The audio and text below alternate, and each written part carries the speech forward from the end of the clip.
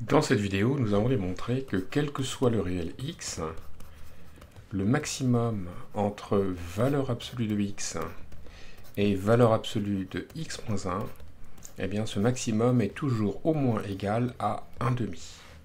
Analysons ce qui est à démontrer, soit a et b des réels, alpha un réel. Qu'est-ce que ça veut dire que le maximum de a et de b est supérieur ou égal à alpha? Eh bien, je dis que c'est équivalent à dire que A est supérieur ou égal à alpha, ou B est supérieur ou égal à alpha. Donc, prouvons-le rapidement. L'implication. Donc, notre hypothèse, c'est que le maximum de A et de B est supérieur ou égal à alpha. Donc, le maximum de A et de B, eh bien, c'est soit A, soit B. Donc, supposons que le maximum de A et de B soit égal à petit a. Alors, eh bien, par hypothèse, A est supérieur ou égal à alpha, ce qui est une des conclusions attendues, une des conclusions possibles. Et puis sinon, eh bien, c'est que le maximum de A et de B est égal à B, et à ce moment-là, B va être supérieur ou égal à alpha, comme me le dit l'hypothèse, et j'obtiens l'autre possibilité. Ceci démontre l'implication. Maintenant, concernant la réciproque, eh bien, elle est simple parce que le maximum de A et de B, il est toujours supérieur ou égal à A. Donc, si A est supérieur ou égal à alpha, eh bien, j'en déduis donc que j'ai ceci. Et donc, si je lis le début et la fin, je vois que le maximum de A et de B est plus grand que alpha, comme il fallait démontrer. Et puis, j'ai la même conclusion si je suppose que B est supérieur ou égal à alpha, ce qui démontre l'équivalence. Donc, d'après ce qu'on vient de démontrer, tout revient à prouver que, quel que soit x dans R, soit la valeur absolue de x est plus grande que 1 demi, soit la valeur absolue de x moins 1 est plus grande que 1 demi. Donc, on va essayer de visualiser l'assertion à démontrer. Et pour ça, donc, je vais faire un petit rappel concernant la valeur absolue. La valeur absolue, ça peut se considérer, se voir comme une distance entre deux nombres. Plus précisément, si A et B sont des réels, eh bien, la valeur absolue de A moins B, c'est tout simplement la distance entre les réels A et B que je vois donc sur l'axe des réels, hein, c'est-à-dire que j'ai A et puis j'ai B, deux réels, et puis bon, la distance entre A et B, c'est tout simplement la valeur absolue de A moins B. Donc pour le problème qui nous intéresse, on a valeur absolue de x moins 1, que je vais donc voir comme la distance entre 1 et x. De même, la valeur absolue de x, je vais la considérer comme la valeur absolue de la différence entre x et 0, en sorte que je vois la valeur absolue de x comme la distance entre 0 et x. Donc je vais faire un petit dessin dans lequel donc, je vais placer 0, 1, et puis je vais faire se déplacer x, et je vais comparer donc la distance de 1 à x par rapport à 1 demi, ou la distance de 0 à x par rapport à 1 demi. Donc 1 demi en fait, c'est au milieu entre 0 et 1. Et donc, imaginons par exemple que x soit ici, ou ici, par exemple, à gauche de 1 demi. Donc, je dois regarder, examiner la distance de x à 0, que voici, et la distance de x à 1. Et vu le positionnement de x qui est à gauche de 1 demi, eh bien, il est clair que la distance de x à 1 va être plus grande que la distance de 1 demi à 1 qui vaut 1 demi. Donc, je viens de voir que si x est plus petit que 1 demi, à ce moment-là, la distance de x à 1 est supérieure ou égale à 1 demi. Maintenant, regardons l'autre cas, le cas où x est situé à droite de 1 demi, donc par exemple ici, ou encore ici, ou encore là. À ce moment-là, je vois que la distance de x à 0, donc je montre ici, À cause de la position de x qui est à droite de 1,5, eh bien cette distance va être plus grande que la distance entre 0 et 1,5 qui vaut 1,5. Donc, ce dont je m'aperçois, c'est que si x est plus grand que 1,5, à ce moment-là, la distance de x à 0 est plus grande que 1,5. Et donc finalement, si je récapitule, je me rends compte que dans tous les cas, ou bien la distance de x à 1, c'est-à-dire la valeur absolue de x moins 1, est plus grande que 1,5, ou bien la valeur absolue de x est plus grande que 1,5, et c'est ce que je veux prouver.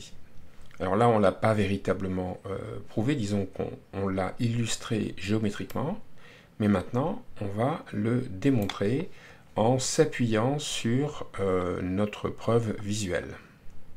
Donc on s'inspire de la preuve géométrique en considérant donc les deux cas. Le premier cas, donc c'est celui qu'on avait vu, x est plus petit que 1,5.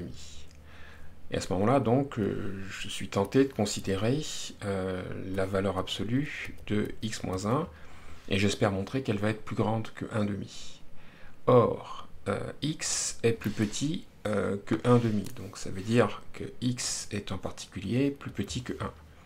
Donc ça veut dire que x moins 1 est négatif. Donc ça veut dire que je peux réécrire cette valeur absolue en disant, puisque la quantité entre les barres est négative, que c'est son opposé. Autrement dit, c'est 1 moins x. Mais je sais que x est inférieur ou égal à 1,5. Donc j'en déduis que 1 moins x est plus grand que 1 moins 1,5, c'est-à-dire 1,5. Et j'ai bien obtenu ce que j'attendais, à savoir que la valeur absolue de x moins 1 est plus grande que 1,5. On passe au deuxième cas.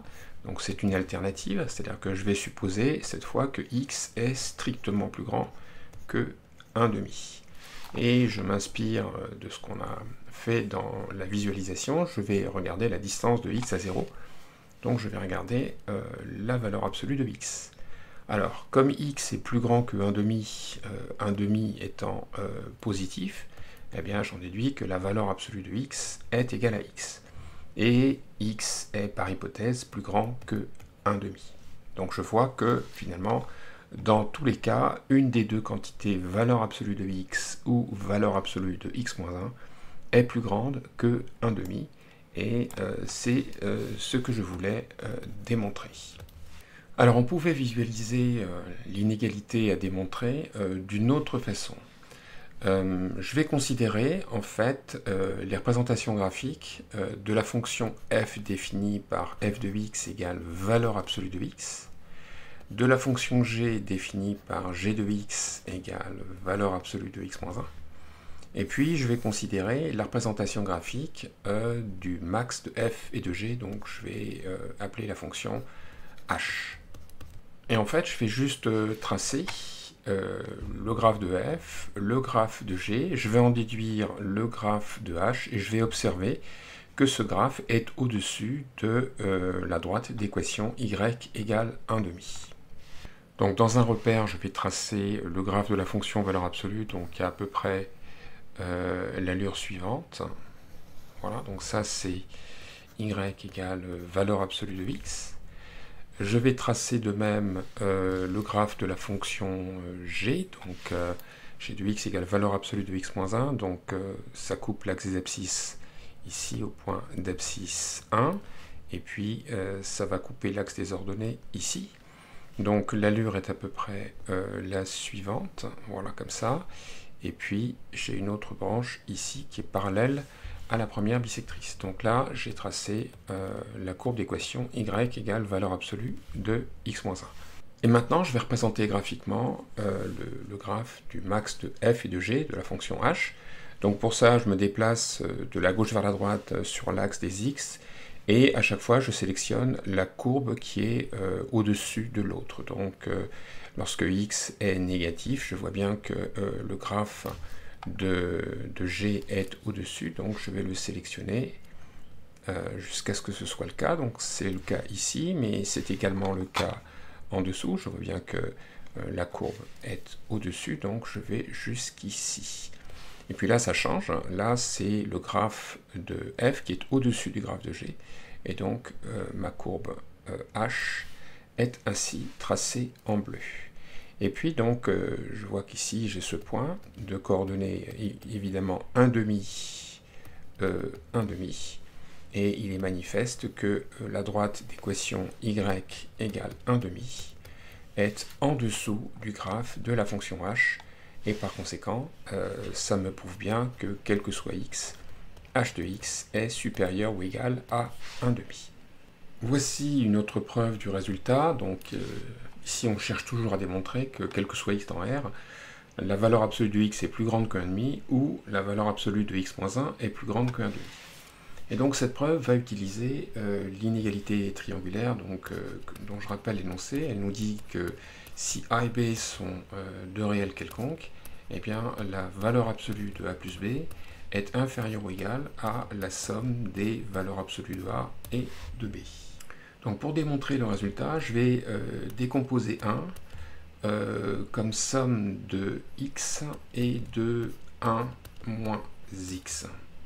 Puis je vais passer aux valeurs absolues, donc la valeur absolue de 1 est égale à la valeur absolue de x plus 1 moins x. Alors, la valeur absolue de 1, bien sûr, ça vaut 1, et je vais appliquer l'inégalité triangulaire pour majorer la valeur absolue. Donc cette valeur absolue va être plus petite que valeur absolue de x plus valeur absolue de 1 moins x. Et valeur absolue de 1 moins x, évidemment, c'est valeur absolue de x moins 1.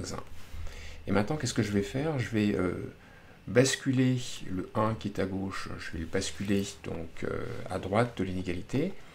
Et le 1, je vais le découper en 2 fois 1,5, un 1,5 qui va aller avec valeur absolue de x, le premier terme, et l'autre 1,5 qui va aller avec le deuxième terme. Donc, qu'est-ce que j'obtiens? J'obtiens valeur absolue de x moins 1,5 plus valeur absolue de x moins 1, donc c'est ce terme-là, moins le 1,5 qui reste, donc moins 1,5.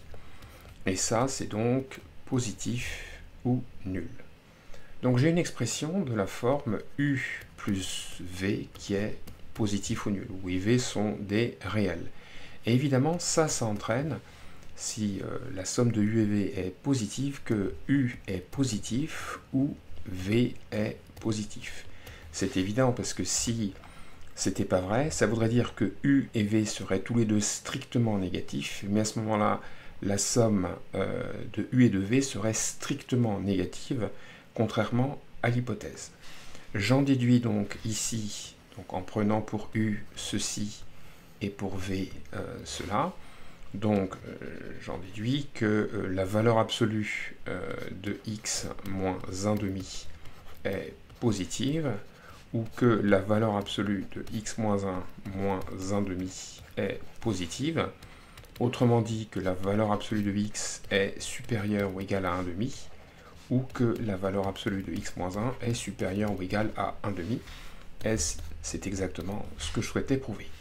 Maintenant, on va présenter une dernière solution où, en fait, on va calculer le maximum des deux valeurs absolues, et ensuite on montrera que ce maximum est plus grand que 1,5. Donc pour savoir le maximum entre ces deux quantités, en fait, je vais regarder quand l'une, donc la première, disons, est plus grande que la deuxième. Alors, ce qui m'embête ici, ce sont les valeurs absolues, mais il existe une technique pour, entre guillemets, dissoudre une valeur absolue. Si j'ai valeur absolue de t, et si je l'élève au carré, eh bien, ça fait donc valeur absolue de t multiplié par valeur absolue de t. Un produit de valeur absolue, c'est la valeur absolue du produit, donc c'est la valeur absolue de t multiplié par t, donc de t2. Et comme t2 est un réel positif, eh bien, j'en déduis que la valeur absolue de t2 s'écrit tout simplement t2. Et si je regarde le début et la fin, eh bien, je vois que j'ai réussi à faire disparaître les valeurs absolues. Et donc, c'est ce que je vais utiliser ici.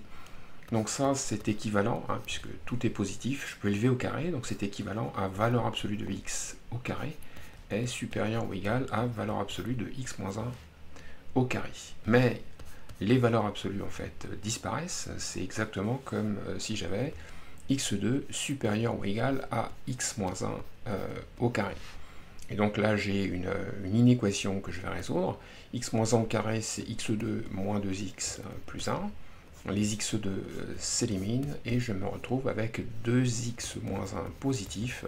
Autrement dit, x est supérieur ou égal à 1,5. Et donc, grâce à cette équivalence, je vais pouvoir faire une disjonction de cas. Donc, je vais d'abord considérer le cas x supérieur ou égal à 1,5 puisqu'il apparaît naturellement.